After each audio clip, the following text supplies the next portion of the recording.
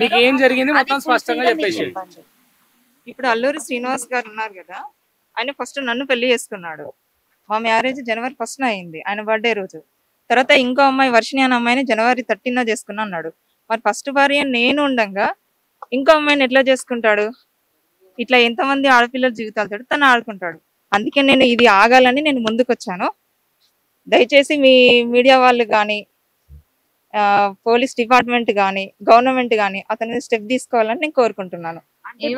First మీతో ఏం మాట్లాడారంటే మీరు తనకి ఎలా కాంటాక్ట్ అయ్యారు ఫస్ట్? అసలు అంటే నేను ఒక భక్తి పరంగా ఉన్నా కాబట్టి తనని కాంటాక్ట్ నేను అయ్యాను. అయిన తర్వాత మా మధ్యన మంచి క్లోజ్నెస్ పెరిగింది ఫస్ట్. ఆ తర్వాత అది కాస్త ఈ పెళ్లి దాకా వచ్చేసింది. పెళ్లి చేసేసుకొని ఏదో సేవ, ఒక ఆశ్రమం పెట్టి ఒక సేవ చేసుకుంటూ ఉండిపోవాలని అనుకున్నాము. దానికి ప్రిపేర్ కూడా అయ్యాము. చాలా చోట్ల ల్యాండ్స్ కూడా వెతికాము, కానీ మేము తీసుకోలేకపోయినాం. ఎందుకంటే ఈయన ఒక్క మాట మీద నిలబడడు. రోజు రోజుకి తన మాట అనేది చేంజ్ అవుతూ ఉంటది. అట్లా ఈ లోపు ఈ వర్షిణి అనే అమ్మాయి టాపిక్ వచ్చింది. నేను అడిగాను, అడిగితే ఏమన్నాడు, తను నాకు కూతురు అవుతుంది, నేను తనకి గురువుని అవుతాను, ఏదేదో చెప్పుకుంటూ వచ్చాడు. అప్పటికే వర్షినికి తనకి సంబంధం ఉందా? అది నాకు ఈ మధ్యనే తెలిసింది. నేను మెయిన్ న్యూస్ వాళ్ళ ద్వారానే చూసాను. వీడియోస్ చూడడం వల్లనే ఇప్పుడు తెలియడం జరిగింది. అంతే, అంతవరకు తన నా దగ్గర అన్ని దాచిపెట్టాడు. అప్పటిదాకా మీతో ఫోన్లు మాట్లాడడం చేస్తున్నాడు, నాతో ఫోన్ మాట్లాడుతూనే ఉండే. కానీ ఇప్పుడు గత ఒక 20 days అంటే మార్చి ఎండింగ్ లో ఏంటంటే ఆ అమ్మాయిని నేను పెళ్లి చేసుకుంటాను, ఇంకెప్పుడు నువ్వు మళ్ళీ నా లైఫ్ లోకి రాకని చెప్పేసి అంటే మీరు కూడా ఒక అమ్మాయే బ్లాక్ లో పెట్టేశాడు. మన వైష్ణవిని పెళ్లి చేసుకున్నట్టు మీకు కూడా ఏమైనా పెళ్లి చేసుకోవడం జరిగిందా? ఏమైనా చేసుకున్నాడని చెప్తున్నాను. అంటే ఎలా నమ్మారు? అంటే పెళ్లి అంటే తను కూడా తాళి చూపి అమ్మా, తాళి చూపి. అది ఎక్కడ ఉందా? తాళి ఉన్నాయి నా దగ్గర, కానీ నేను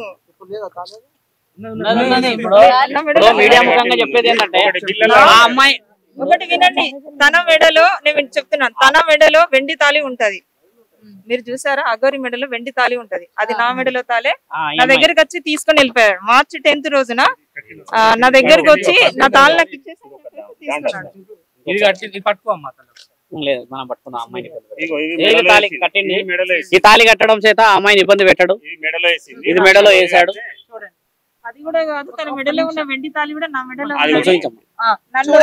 నన్ను ఏంటి వచ్చి నా తాళి నాకు ఇచ్చేసాను చేసి తీసుకెళ్లిపోయాడు. అప్పటికి ఆ అమ్మాయికి ఈ అగోరికి పెళ్ళైందనే విషయం నాకు అప్పుడే తర్వాత తెలిసింది. ఆ తర్వాత నేను గట్టిగానే అడిగితే ఇప్పుడు నా నంబర్ బ్లాక్ లో పెట్టిండు. ఒకటమ్మా, ఇప్పుడు సరే మీరు భక్తి పారవశ్యంలో ఉన్నారు, మీరిద్దరు కలిసి సమాజానికి రావాలి అని అనుకోలేదు. ఎందుకు ఒప్పుకున్నారు అసలు పెళ్లి చేసుకోవాల్సిన? పెళ్లి అంటే నా దృష్టిలో ఏంటంటే ఇప్పుడు ఆ అమ్మాయి మేమేదో లవర్స్ అని చెప్పేసి మేము సహజీవనం చేస్తామని అలాంటి ఉద్దేశం నాకు లేదు. నాకేంటంటే నాకు ఇప్పుడు కాదు, తన కలవక ముందే నాకు ఒక ఆశయం ఉండే, ఒక ఆశ్రమం పెట్టాలి, గోమాతలని గాని ఏదన్నా వృద్ధులని గాని ఇలా చూసుకోవాలని నేను, మా మామయ్య, మా అన్నయ్య మేము ఒక కమిటీగా అనుకున్నామా. సో ఈయన కూడా సేమ్ నాకు అనుకూలంగా మాట్లాడేసరికి సరే అలా ఒక భక్తురాలుగా ఉండిపోవాలి తప్ప ఇది ఇంతవరకు ఆగిపోవాలని నేను అలాగే ఉన్నాను. మాది పరిచయము అంటే ఈ అమ్మాయి కొంచెం సెక్యూర్ గా ఉంటుంది, వాళ్ళ మామగారు. సో నేను ఆ ఊర్లో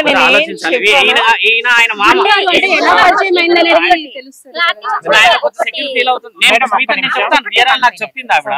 ఇప్పుడు మనం చేయాల్సిన పని కూడా అదే. ఇప్పుడు మనందరం ఇలా ఎగబడితే అమ్మాయికి ఇన్సెక్యూరిటీ ఫీలింగ్ ఎక్కువ. మీరందరూ ధర్మ ప్రయత్నం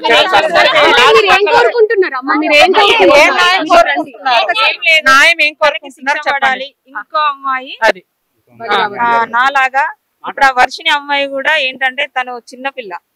సో తను ఏంటంటే తను లవ్ చూపిస్తాడు. ఎలా అంటే ఇక అది ఒక మీ నిజమైన ఆయన అంటాడు కదా, అంగం అని, అంగం ఉన్నోళ్ళు కూడా చూపెట్టలేనంత ప్రేమ చూపిస్తాడు. కూడా 3 నెలలు అవుతుంది. 3 నెలల్లో మీరెందుకు ముందుకు రాలేకపోయారు? ఇప్పుడు వాళ్ళు పెళ్లి చేసుకుంటున్నాము, మేము నిజంగానే మా పెళ్లి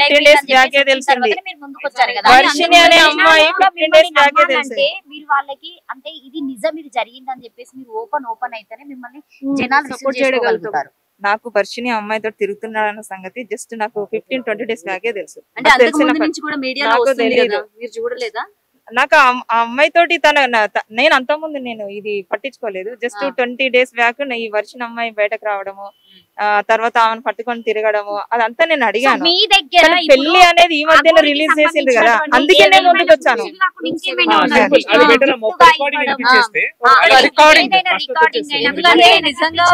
నిజంగా మీరు భార్య అని చెప్పడానికి ఏమైనా ప్రూఫ్స్ ఉంటే చూపించండి. మా దగ్గర ఏదైనా నేను పంపిస్తాను.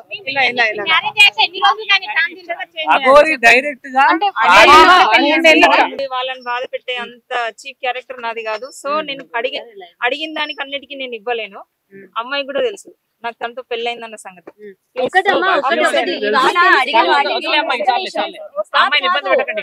ఇబ్బంది పెట్టాలని కాదు గురువు గారు. ఇప్పుడు పరుగు ఆలోచిస్తుంది కాబట్టి మనం కూడా ఛానల్ వాళ్ళం ఒకటంటే ఒకటే ఒకటంటే ఒకటి ఎవరు వేయరమ్మా.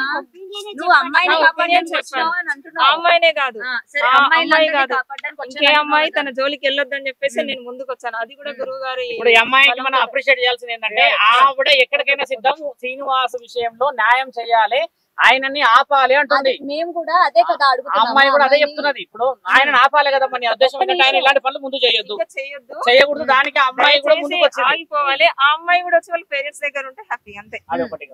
అది ఆవిడ అడుగుతుందంటే ఎవరికి వాళ్ళు సనాతన ధర్మం పేరు పెట్టుకొని ఇలా తిరిగి అఘోరా అని అదని ఇదని చెప్పేసి అందరిని మోసం చేయకూడదు, నాగా వేరే వాళ్ళు బాధపడకూడదు అని ఆవిడ. కాబట్టి ఆ అమ్మాయి కూడా మనం విలువ చేయాల్సిన అవసరం ఉంది. నేను ఒక మంచి పేరులో ఉండి వచ్చిన అంటే అది కూడా 2 days బ్యాక్ ఆమె రివీల్ చేసింది కాబట్టి నేను వచ్చాను అంతే.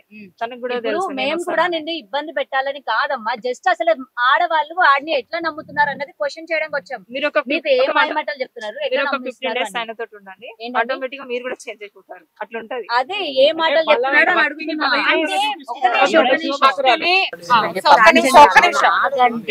వెళ్ళిపోతుందంట. అర్థం చేసుకుంటారు. హ్యాపీ బర్త్డే కేక్ వస్తాను వచ్చిండు. అది తల్లి కొన్ని విషయాలు నాకు కాస్ట్ ఏం చెప్పిందండి,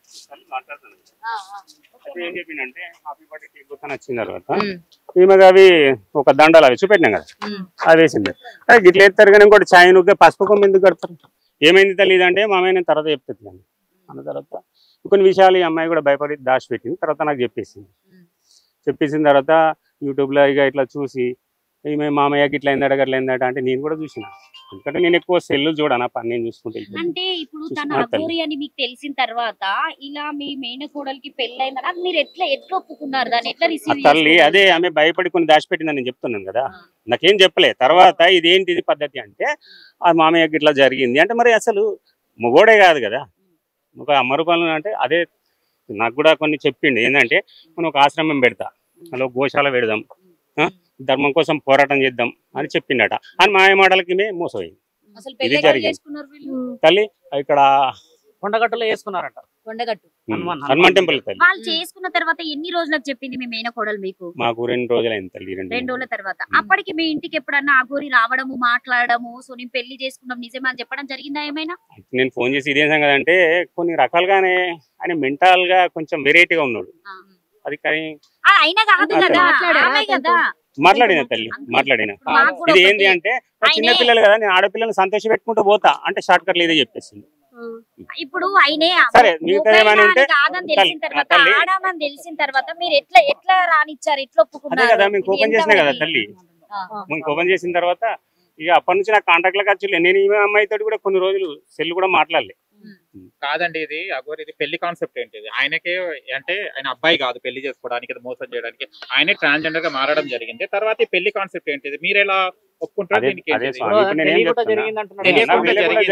నేను అడిగితే ఏంటిది ఈ దండలు వేసుకున్నాడు, ఓకే నువ్వు పుట్టినరోజు ఇక్కడ దేవుని గుడిలో నువ్వు దండలు వేసు అవి ఓకే, మరి పసుపు కొమ్మ ఏంటిది అని అడిగితే మమ్మయ్య నేను తర్వాత చెప్తానులే అని అన్నది. అంటే వీళ్ళు ఏదో ఉంది. అప్పటి నుంచి నేను ఒక 2-3 రోజులు ఈమెతోటి మాటలు కూడా పనిచేసి. ఇప్పుడు వీళ్ళు కలిసి ఎన్ని సంవత్సరాల నెలల? జనవరి నుంచి. ఇప్పుడు ఏం కోరుకుంటుంది ఆమె? డిసెంబర్ 31 జనవరి 5. మీ కోడలు ఏం కోరుకుంటుంది ఇప్పుడు? ఆమె కోరుకునేది ఒక్కటే స్వామి, మీకు అందరికీ దయచేసి ఒకటే మాట చెప్తున్నాం, పోలీస్ డిపార్ట్మెంట్ కానీ మీ మీడియా వాళ్ళు కానీ ఆమెకు సీఎం గారికి కూడా ఇక అందరికి చేతులు జోడించి నమస్కరించి ప్రార్థిస్తున్నా. ఆమె ఇప్పుడు ఈ అమ్మాయికి ఇట్లా జరిగింది, ఇంకో అమ్మాయి యూట్యూబ్లో చూసినాం, ఆమె కూడా ఇట్లా జరిగింది. ఇట్లాంటి ఆడపిల్లలకి ఇంకా ముందు అది జరగద్దు, ఆయనకి కఠినమైన శిక్ష పత్రం పడాలి. ధర్మరక్షణ ధర్మం రక్షిత రక్షిత ధర్మాన్ని కాపాడితే మనకి కాపాడదు అంటే మేము ధర్మంగానే ఉన్నది ఆ అమ్మాయి కూడా. నాకు తెలిసేసరికి కూడా ఇలా ఖండించదామంటే ఆడు దొంగ దొరకలేదు. కానీ ఆయన ఉన్నప్పుడు అంటే ఈయన కొంచెం అఘోర కాబట్టి స్వామి ఒక్క 2 నిమిషాలు కూడా టైం ఇయ్యడు. స్వామితోనే మాట్లాడుతున్నాడు. ఆయన మాట్లాడుతుంటే ఇట్లా ఒక 2 నిమిషాలు కూడా టైం ఇయ్యడు స్వామి. ఆయన మీ కోడలికి టైం ఇచ్చాడు కాబట్టి మీ కోడలు అంటే నార్మల్ గా అఘోరి పరిచయం కాకముందు ఎలా ఉందో అఘోరి పరిచయం అయిన తర్వాత అలాగే ఉందా, లేకపోతే ఏమైనా వశీకరణ అలాంటిది ఏమన్నా ప్రయోగించాలంటే? ఎందుకంటే ఇప్పుడు వర్షిని వాళ్ళ అమ్మ వాళ్ళు కూడా మా పాపకు వశీకరణం చేసే అంతవరకు తిప్పించుకుంటున్నాడు అని చెప్పేసి మాట్లాడుతున్నారు కాబట్టి ఆ వర్షంలో కూడా ఎప్పుడైనా మీ కోడలు అట్లా చేయడం జరిగిందా? మాకు అట్లాంటి తెలివై స్వామి తెలియదు. మనం చేయాల్సింది ఏంటంటే ఇప్పుడు ఈయన వాళ్ళ మామగారమ్మ మీరందరూ చేయాల్సింది ఏంటంటే మన తెలంగాణలో ఆంధ్రప్రదేశ్ లో ప్రజలకు తెలియాల్సింది ఏంటంటే అక్కడ ఒక వర్షిని ఉంది, ఇక్కడ ఇంకో అమ్మ ఉంది, ఇట్లా ఇంకెవరైనా ఉన్నా కూడా రేపటి రోజు ఆయనను అడ్డుకోకుండా సనాతన ధర్మం అనే ఇలా పేరు పెట్టి ఎంతమందిని ఇబ్బంది పెడుతుంటే ఇంకా సమాజం ఎందుకు చూస్తూ కూర్చుంటున్నది, నాకు న్యాయం చేయండి అని మన దాకా రావడం జరిగింది. కాబట్టి మీరందరూ కూడా ఏకం కావాలి. ఛానల్ అందరూ వాళ్ళు కూడా ఆ అమ్మాయి వెనక పడకుండా ఆ అమ్మాయిని మనం కాపాడి రుజువు చేయించి చూపించాలని కోరుతూ సర్వజనులు సుఖంగా ఉండాలని కోరుతున్నాం. జై శ్రీరామ్. జై శ్రీరామ్. జై